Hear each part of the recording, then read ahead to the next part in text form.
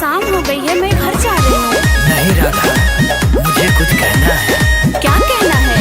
बोलो बोलो, क्या कहना है?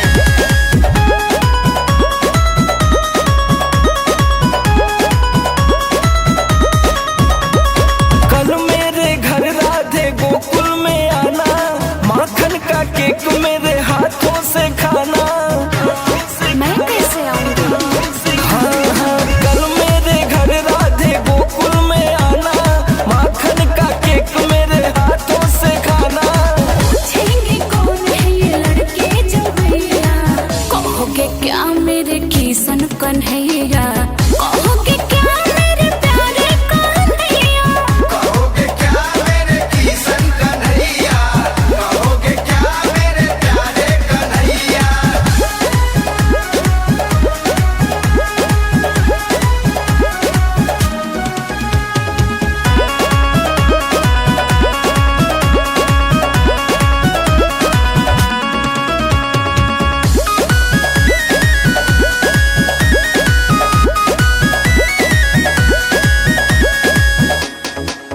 रात हो जाएगी कान्हा, पहुँचा दूंगा घर राधा, पहुँचा दूंगा घर। ऐसी जिद ना करो।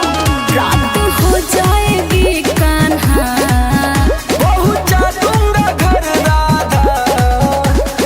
देख लेंगे बरसाने में तुमको भैया, कहोगे क्या मेरे किशन कन्हैया,